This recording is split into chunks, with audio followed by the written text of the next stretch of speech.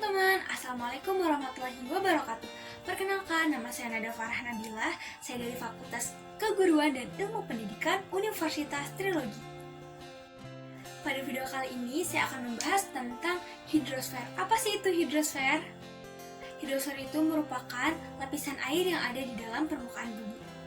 Nah, seperti yang kita tahu kalau misalnya air itu sangat-sangat berpengaruh bagi kehidupan makhluk hidup, terutama manusia.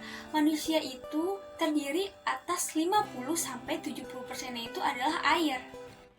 Terus, hewan dan tumbuhan juga sangat-sangat membutuhkan air untuk minum, untuk berfotosintesis, dan untuk hal-hal lainnya.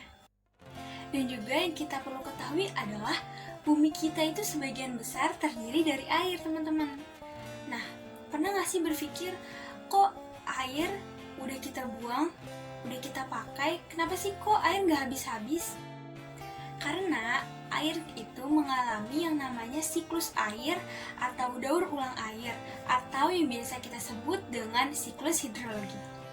Nah, siklus hidrologi itu terbagi menjadi 3. Yang pertama itu ada siklus pendek, siklus sedang, dan juga siklus panjang. Nah, untuk yang pertama kita akan membahas siklus pendek. Nah, siklus pendek itu terjadi karena panasnya sinar matahari yang menyebabkan air laut itu menjadi menguap dan kemudian berubah menjadi uap air. Nah, setelah mengalami penguapan, air akan mengalami yang namanya kondensasi atau pengembunan. Setelah itu berubah menjadi awan yang memiliki uap air. Setelah awan membentuk, kemudian mencapai titik jenuh sehingga akan menyebabkan terjadinya hujan. Lalu airnya itu turun kembali lagi deh ke laut. Nah, untuk siklus yang kedua, siklus sedang. Nah, prosesnya itu yang pertama, setelah uap air ini yang tadi menguap sama kayak siklus yang pertama, kemudian uap air ini terbawa angin menuju ke daratan. Setelah itu uap air akan membentuk sebuah awan. Setelah itu turun hujan. Nah, lalu setelah turun hujan, airnya itu akan mengalir ke sungai, kemudian kembali lagi ke laut. Nah, untuk siklus yang ketiga, yaitu adalah siklus yang terakhir, adalah siklus panjang. Nah, untuk siklus yang ketiga ini terjadi di daerah-daerah atau negara-negara yang memiliki 4 musim, seperti negara-negara di bagian utara. Nah, untuk prosesnya, untuk proses pertamanya masih sama kayak proses yang tahap 1 dan tahap 2 itu. Siklus 1 dan siklus 2 yaitu adalah penguapan air laut. Setelah itu, uap air akan mengalami proses yang namanya sublimasi.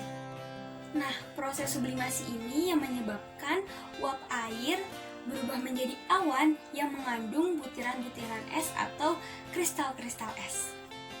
Kemudian, awan yang mengandung kristal es itu bergerak menuju ke daratan. Lalu awan itu akan mengalami yang namanya presipitasi atau turunnya hujan salju. Nah, setelah itu salju menumpuk menjadi sebuah gletser.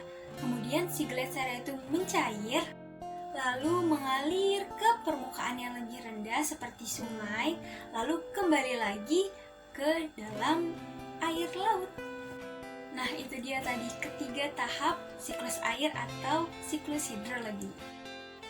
Nah, jadi teman-teman, kenapa sih kita tuh harus menjaga kebersihan? Karena yang tadi kita udah bahas nih teman-teman, kalau misalnya air itu sangat-sangat dibutuhkan oleh kita, terutama makhluk hidup dan juga bumi kita. Oleh karena itu, kita jangan pernah membuang sampah sembarangan. Nah, kita jaga bumi kita supaya bumi kita selalu sehat. Baik teman-teman, terima kasih untuk kalian semua yang sudah menonton.